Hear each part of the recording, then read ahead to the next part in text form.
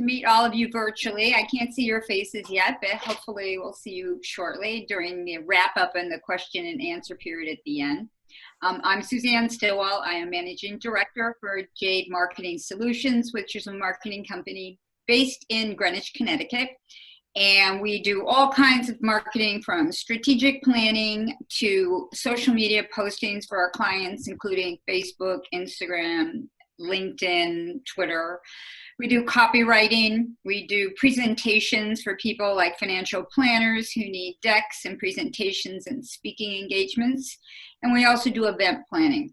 But what we don't do as well is digital marketing. And 2 years ago, I was introduced to Krista, and we started working together, and we are now an agency partner with Hearst Media. And we take advantage of her expertise and their digital platform for our clients, which has been a real boost to our business. So let's go to the next page, Krista, and then I'll let you introduce yourself. One thing about Krista, which I will tell you, is she is an expert in what she does. And what I find is that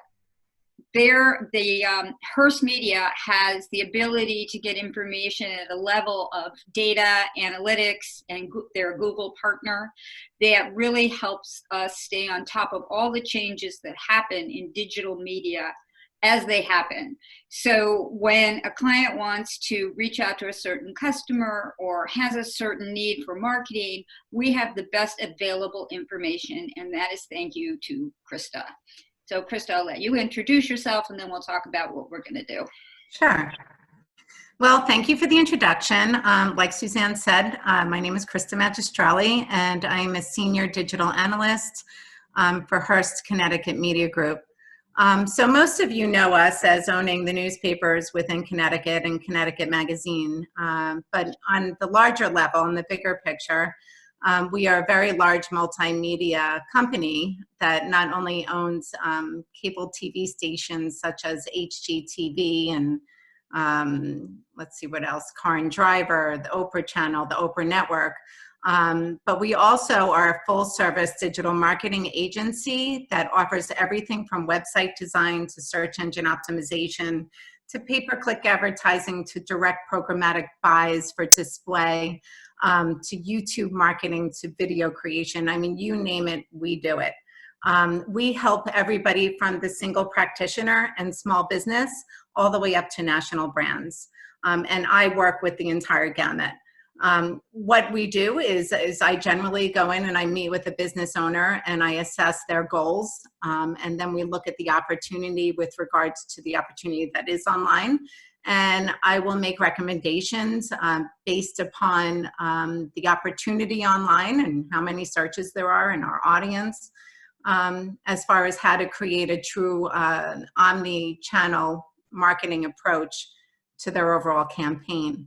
And like Suzanne said, we have a wonderful relationship with Jade Marketing. Oftentimes I will turn to her for organic social posting or for local moms groups or event planning. So the relationship really has benefited both of us. Great. All right. So let's talk about what we're going to talk about.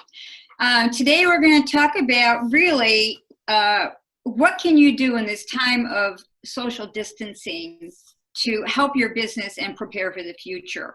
So what we're really looking to do is outline what's happening now, what the transition will be once we all start going back to work, and how can you plan for that surge, as they're calling it. So it's really strategy over emotion, and Krista will speak to that. Then we're going to talk about marketing best practices and the 3 phases, we would call it, of COVID-19. That shutdown, recovery, and surge, and how you can plan for those. And then improving your online presence with content marketing during a crisis and enhancing your brand image. Many of the things we're going to discuss you may be doing already. Many of them you can do on your own. But I think there's a lot of topics here. At the end, we'd like you to ask questions and answers we'll give you, hopefully, so to help you be prepared for what's going to come in the next few months. Okay, Krista. Okay. So one of the things that we're discussing is to keep in mind, always keep in mind the bigger picture here. right? We get nervous, right? All of a sudden this virus comes. I mean, who would ever think in our lifetimes that we'd be stuck in our homes? We wouldn't be able to conduct business like we usually do, or go see our family or our friends. It's horribly scary, not to mention the fear of getting ill, right? I mean, that, you know, on the bigger picture, that's what really matters here. But as far as the big picture of the future, if the past is any indicator of what's going to happen in the future, take a look at this chart here, and it shows what the market has done in major times of crises. Yes, people get nervous. These things happen. They stop spending money on advertising or marketing. They close their business stores, or, you know, they just, you know, need some time to react or to think about things. So they go dark. Okay, the market responds. The market gets nervous too. It goes down. People are nervous. They're losing their retirement. You know, but then in the bigger picture, it does come back. So, you know, I look at this chart and I am very optimistic of what the future holds. I'm kind of sick and tired of listening to doomsday, and I'm trying to look forward and being excited about the new way we're going to live, how we're going to project our messaging, and the fact that there will be a rebound from this. Okay, so a couple of strategies, and I'm actually referencing for an article that Forbes magazine released probably last month. And they gave some ideas of what a business owner should do during this time, as well as, you know, the opportunities that can be offered up to you during this time. It is extremely important that you maintain a minimum to moderate level of visibility in your overall advertising, whether it's online, whether it's flyers, you know, no matter what you're doing, it's really important not to go dark during this time. If you go dark during this time, people will forget about you and your competitors will be visible at this time, and that is going to be the new go-to. So while it's scary to spend money during a time that a lot of people aren't spending money, it is important to build trust within the community to make sure that you are a stable source, a stable go-to as a business owner, and project to your clients that you're not going anywhere. It's an excellent opportunity to build trust. It's an opportunity to stand out. Right? So yes, we have seen a lot of our clients at Hearst pause their campaigns. And then we've seen some other people start campaigns, and they don't start it aggressively. You know, they're just starting very moderately, but they're getting a presence while others have pulled back. So it is their opportunity for a business owner that either has been lost in the competition or has never advertised before to really stand out at this time while a lot of their competition is pulling back. It's an excellent opportunity how to project to the local communities what you're doing with your business during this time.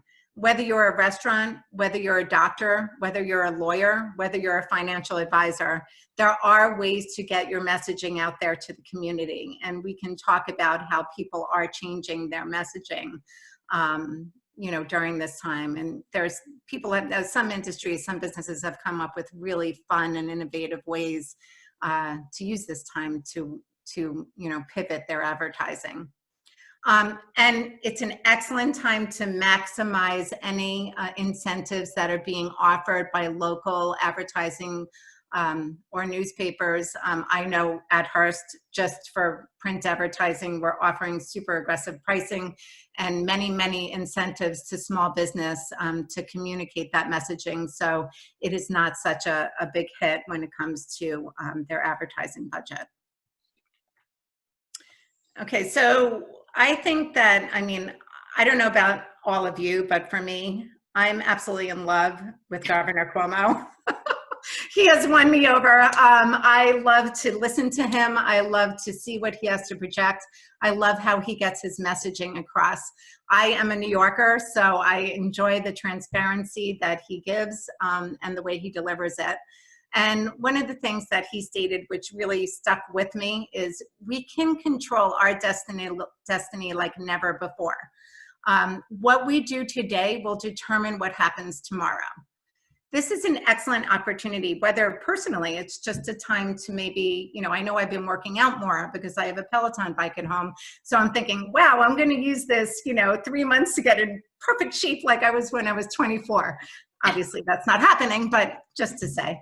With our businesses, it's an excellent opportunity to take a break, to assess, to look at what we've been doing in the past. What has worked for us, right? We never have time to do this because we're constantly getting hit with emails and pings and text messages and phone calls.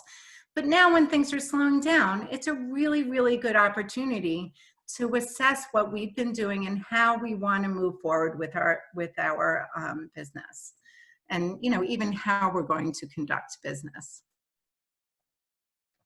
Okay, so let's talk a little bit about adapting your marketing strategies to the estimated 3 stages of COVID-19 crisis.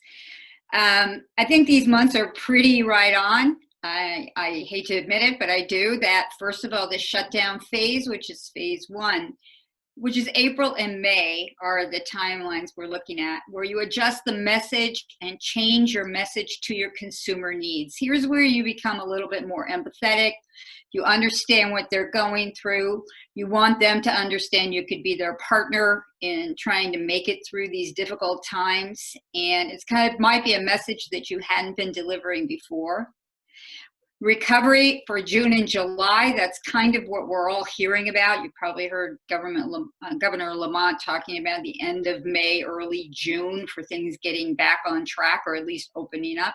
And here's where you want to reinforce your commitment to your clients or to your community. You're now getting back into the swing of things. You're available. You're here to answer their questions, things like that. Help protect them and promote them.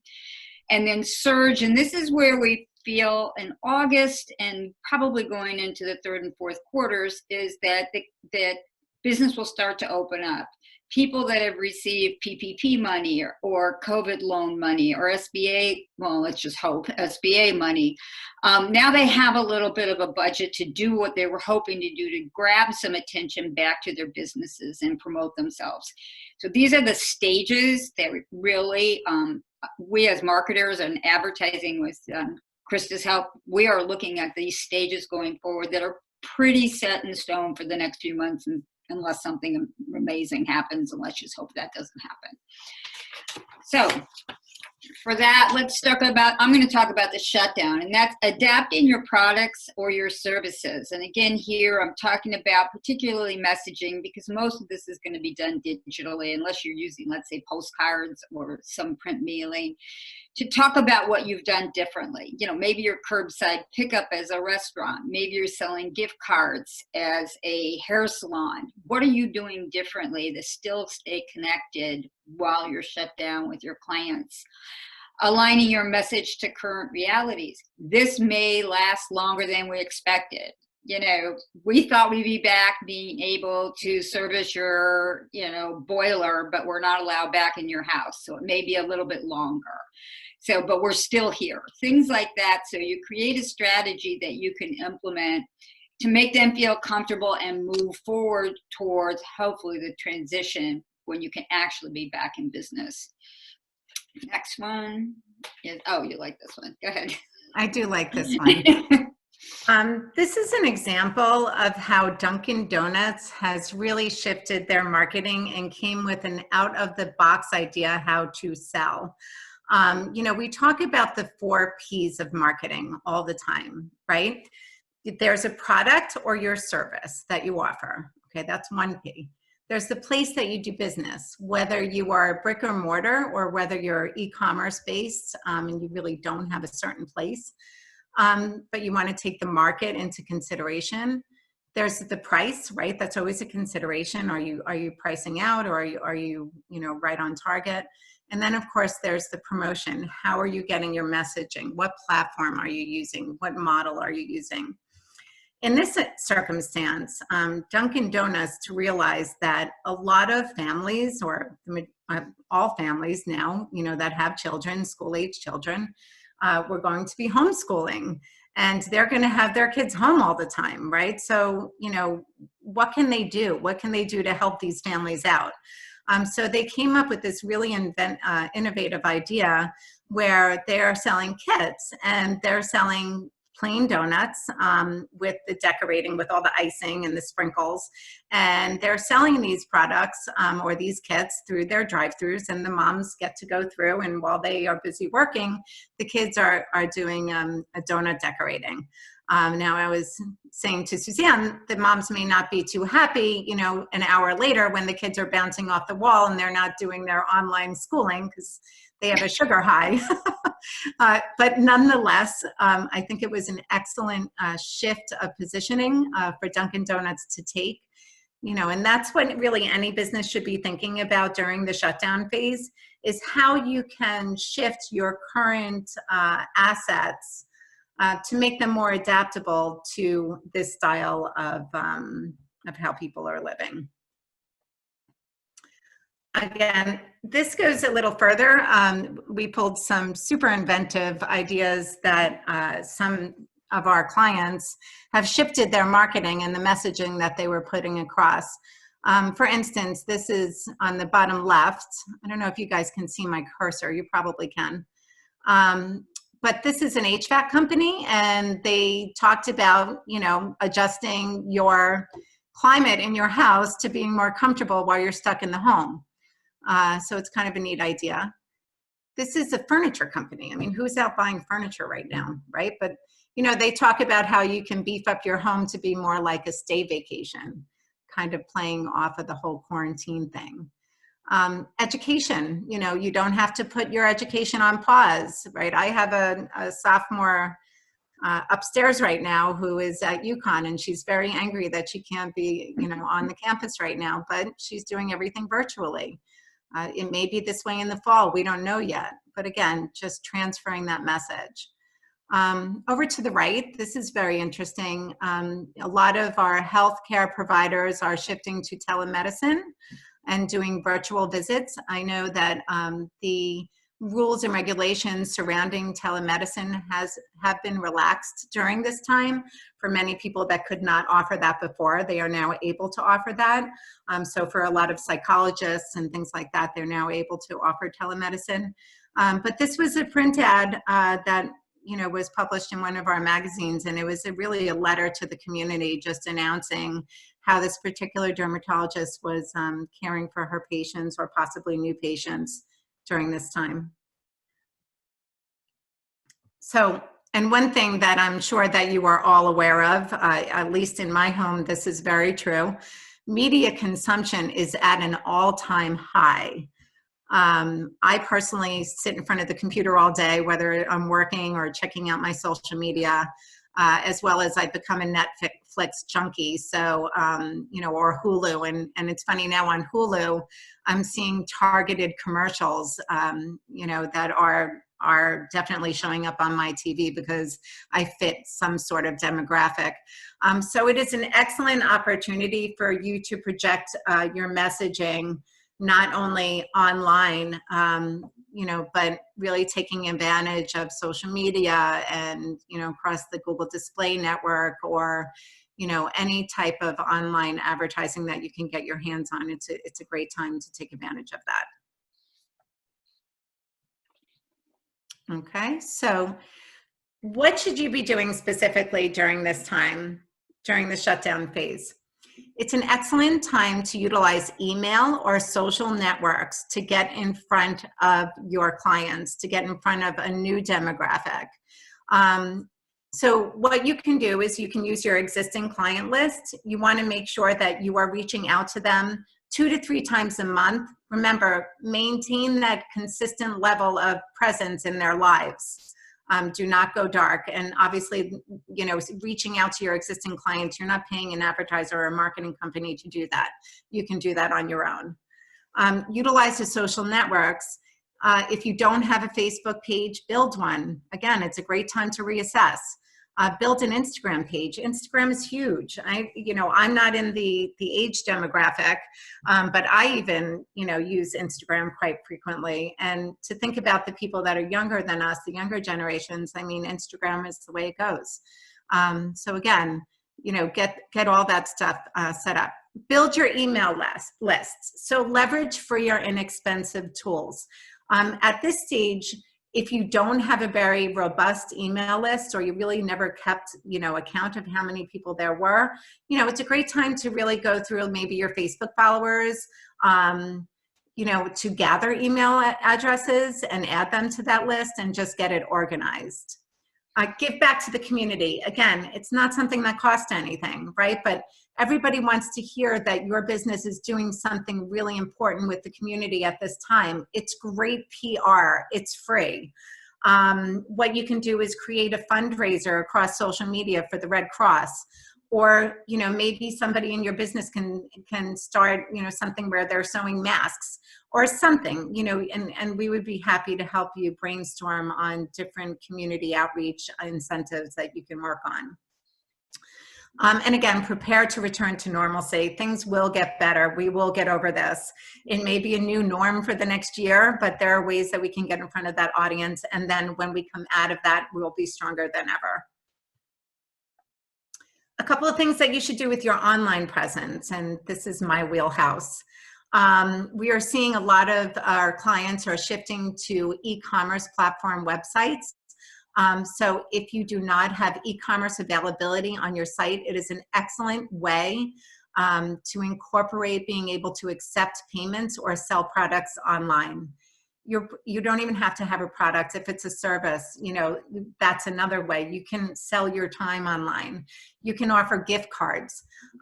If you don't have an e-commerce availability to your platform, right now Hearst is offering extremely discounted e-commerce availability add-ons that are very, very affordable to help the local community. So it's not something that is like totally overwhelming to do.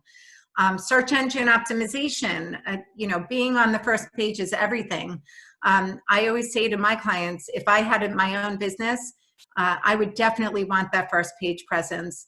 SEO isn't something that is extremely difficult to achieve. You just have to make sure that you are with the right analyst and with the right company. And over time, you will start trending on the first page for keywords associated with your business. It's extremely important. Reviews and directories. It's an excellent time to go out and clean up your directory listings. If any of you are not completely sure what a directory listing is they are directories that Google goes to make sure that your name, address, and phone number are consistent across the internet.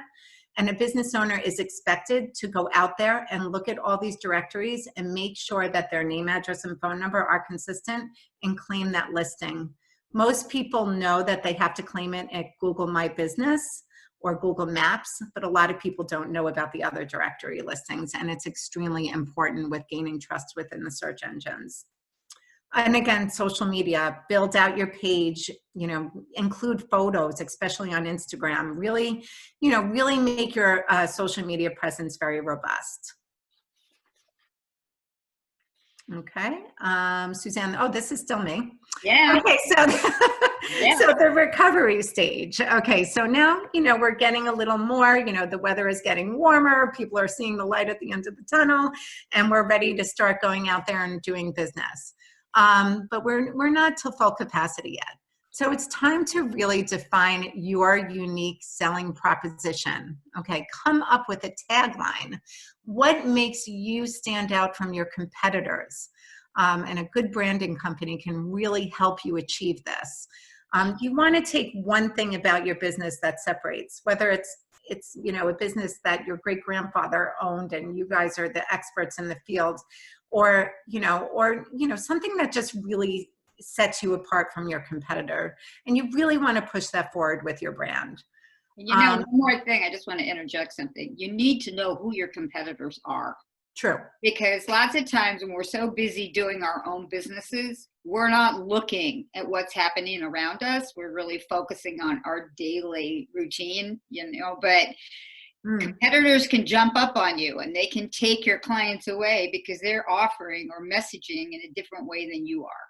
So Correct. I always say to people, please, before I even talk to you, tell me who they are, look at who they are, and then come back to me and say, wow, I didn't realize they were doing this stuff. Anyway, And if they're doing something right, we yeah. can use that information and we can do it better. What did they say? Something about the best form of flattery is when you copy somebody. I forget it now. Anyway, I always tend to look at my competitors and I learn from them. I think, wow, they really have their stuff together. And then what I do is I try to do what they do and implement my own style. And again, implementing an omni-channel marketing strategy. An omni-channel marketing strategy just means utilizing a various number of platforms, how to get your messaging across, and also how to be in front of your potential consumer from the time that they don't even know you exist. So we want to build that awareness and bring it right through their journey, their decision-making journey, to a point that they are ready to choose who they're going to do business with. And oftentimes that journey, dependent on what type of purchase it is, could be as long as 7 months to a year. If it's sometimes it could be a day, sometimes it can be very long. So we want to make sure that we are using an omni-channel marketing approach during that entire process of their journey. Okay, so Suzanne, I believe this is you. Awareness. Okay, what does a smart campaign look like? First off, I think what you want to do is build trust with your opportunity or your potential clients and become familiar. Have them be comfortable with the way you're communicating with them, the messaging, the frequency of your messaging. Don't be pounding every day. Think about how often you want them to be seeing you and digesting what you're telling them. Search marketing is SEO, top of the search engine. That's one of the most valuable things, as Krista mentioned before, super, super important. And SEM, which is marketing using keywords, budgeting, testing, and conquesting. That is search marketing, like Krista can tell you. It may cost a little bit of money, but the value is always there. Most of you know it as Google Ads or pay-per-click advertising. And while, we use this sparingly when people would like bursts, when people would like a burst to their campaign, such as times that they are slower, we will often incorporate pay-per-click or search engine marketing into their campaign to make sure the phone's ringing, during slower times of the year. Social media marketing. This is where we spend a lot of time, and it's doing research on the client that you're looking for, creating calendars and marketing plans for them so that you create a message that runs across either Facebook and Instagram or Facebook and Instagram and then LinkedIn. You could adapt the message to LinkedIn, who's a little bit different client than you would find on social media on Facebook or Instagram. Create, let's say, before and after pictures if you're doing something which might be home renovation, or you might be talking about a client's, the results of something that you've done for a client. If you're a lawyer, you got someone X amount of money as a settlement. And then pixel implementation is putting a pixel on the social media so that you can track how many people have looked at your social media and who's following and looking at results. And there is a lot of information that you can use to track your social media results, find out what videos are playing best, and video is huge in social media right now, and what people are relating to, so that you can go back after that messaging and try it again, tweak it a little bit. But you can see all the statistics when you're doing social media marketing to try and maximize those dollars, because it does cost money. And then content marketing, which is where we tell a story about you or about your service or your business. This can be done in emails, where you could write an email about your story or a newsletter about you and your business. We do this for a health insurance company that hits everybody right around September. The older people are signing up for benefits for what is that called? That long-term, no, not the benefits. Long-term healthcare? Long-term health care, and they're also setting up for the one that you get, I can forget the name of it, the supplemental plans. Anyway, sorry guys, I don't know what they are, I haven't bought those. But there are supplemental insurance plans that Health Directions, which is one of our clients, is a health insurance provider, only sells at a certain time of year. So you can tell a story. Now's the time to buy. Call us for more information, things like that. And then just piggybacking on the content marketing, this can also be done. I'm sure many of you have seen sponsored stories, whether you're reading your news on MSNBC.com or you're on the New York Times or any related website that you're looking at that offers news and information, and you're reading a really unique editorial content story, and you'll see other stories on the right-hand rail or underneath that story. Those particular stories that are on the right-hand rail or underneath are advertorials. They don't look like it. They look like editorial style stories, but they are related to what you're reading. And they are probably targeted to you because you fit the ideal demographic of what that consumer or advertiser is trying to target. So those advertorial stories, what happens is you click into them and they open up on a landing page, and we are actually able to write a story about your business. We're currently doing one right now for a dermatologist in New York City. He also does plastics, so he's a plastic surgeon as well. And he was really nervous about how to quote unquote sell during this time, but we're very delicate with the story, and we're talking about how after this stay-at-home spring, you know, a lot of people want to emerge from this and really feel and look the best they can, and whether that's visiting him as for their dermatology needs or whatever that is. So it's a really unique way. It's really like the heartbeat of your advertising, how we can go out and really put forth your unique selling proposition in front of a specific audience. Okay, and next finally is Surge. We finally got through those first two platforms, and we're now at the hope that we're moving ahead and we're applying the learnings from recovery to Surge. And there are new marketing tactics to implement during the Surge stage, which are on the next page.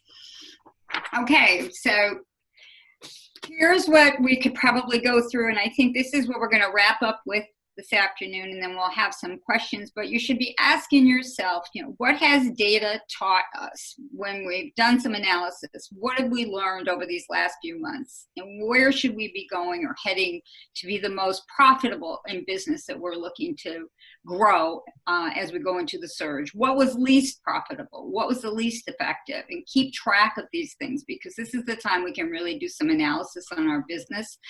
Who is our ideal customer? If you're looking for a client that spends X amount of money, if you're looking for a customer that comes in frequently into your shop or your business, and how has that changed? If they're older clients, let's say, they're not going out as much anymore because they're more afraid of being infected. Maybe that's changed. Maybe you should be looking for a younger audience or changing your advertising to address that. What products do they like? You know, if you're selling a whole line of products on e-commerce and you keep seeing 2 or 3 products that really outsell everything, maybe that group or that classification of business is something you should be growing and cutting back on some of the other items. How do I scale? Is it the time to add more people to your sales force? Is it the time to think about reaching out to another geographic area? If you're doing something right and you want to be repeating it, maybe you want to move further up Fairfield County. Who are my top competitors? I said that a few minutes ago. I cannot stress. And what are my competitive strengths and weaknesses? And this I often ask people to ask their customers. You know, and oftentimes your customers will be a pretty good reflection of information for you, because they might say, I buy from you because of X, I don't like Y. You can ask them in a quick survey. Is not hard to do through email, or you can ask them when they're in the store or when you're providing a service, and also ask them, can you recommend me to someone that you think could use my services? That's an easy way to get a referral. So that's something I would always suggest. And that's it. So now it's time for questions. I see we have one question. Go ahead, Krista. Hit the button. All right. Who's So let's see.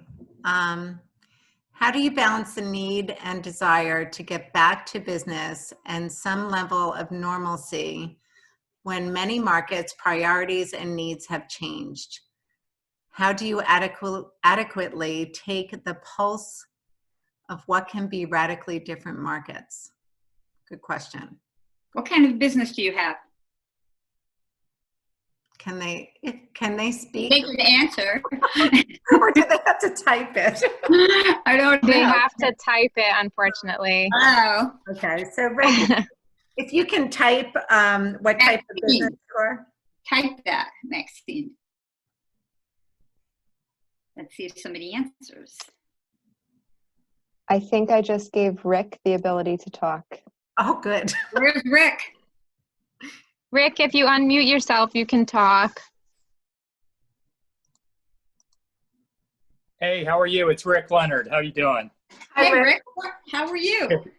Good. Thank you so much. It's I've been listening to a bunch of similar webinars and conference calls on topics like this, and one of the topics that keeps coming up is, many of us will not be. I'm in the public relations business, communications, content development, and one of the things that I'm sensing and hearing is that getting back to normal or getting back to business is a huge question mark, because what is normal and what is business? As for instance, some of my clients' priorities have changed. How do you sort of be, not be tone deaf to what's going on in the market, and, really be sympathetic to kind of the sentiments that are out there, as well as being, most helpful to your clients. So just wanted your thoughts on kind of that general direction. Sure. So I'm more of a service provider. I'm not a manufacturer or supplier. Yeah, no, definitely. Suzanne, you want to take that, or? One of the things that we've heard over and over, and I just had this conversation with somebody earlier today, was trying to address that you understand the position that your client might be in, and that you're there to support them and trying to help them move through this time. I mean, a number of clients are really looking at it, is this a make or break situation? Am I done, or can I get through this? And oftentimes it's relying on additional funding that keeps them going. Oftentimes it relies on keeping their clients happy and maybe offering services at a deep discount to keep them going so that they can support you later. So I think if you can create a message around that support feature and empathy feature, it really does go a long way. There's so much negative. Everything I see that comes across, it says COVID-19 in the headline of the email, I don't want to open it anymore. Mm-hmm. I really want you to understand where I'm at and try and let's figure out how we can get through this together. Mm-hmm. And hopefully that would be helpful. But I see that that's been very effective. Yeah, that's good. One of the things I'm noticing is that my clients, for instance, all of a sudden have internal priorities that they may not have had previously. So it's like, in the relative scheme of things, they need to address staffing or furloughed, colleagues or things like that. And to the extent I can help, I can be helpful in some regards, but I also need to kind of say, that's not really my area. I'm sorry, I can't help. Rick, we're experiencing the same thing with our clients at Hearst. A lot of people have put their campaigns on hold. It was mainly in the beginning of this, and we did work with them we're not charging them during this time. That would be crazy. But, you know, and I think that the best way is obviously be very empathetic, because it is a really scary, very scary time. But I think that the takeaway would be, you know, anything that they can do that doesn't cost them money, right? I mean, and that's what we talked about, like posting on social media, you know, anything they can do, devoting their time and getting out there. You're a PR person, so you understand that. But anything they can do that is not extremely cost effective, but still maintain some sense of visibility. That's great. Thank you, you guys. Nobody knows, right? It's scary. It's scary for us all. I mean, you know, I hope that my clients that stopped advertising come back. You know, I hope they have the money for it. Unfortunately, nobody knows. And I think we only have to look at the past. I know 9/11 was a horribly nerve-wracking time. You know, I mean, just in Connecticut, we're 45 minutes away from the city. I didn't know what was happening. Nobody did. Nobody even wanted to go to a Yankees game. Remember that? It was completely empty that, you know, for a while. But, you know, I just tell my kids, and I hope it's true, that things are going to get back to normal. And for the immediate future, we just have to focus, and we have to change things and do things differently.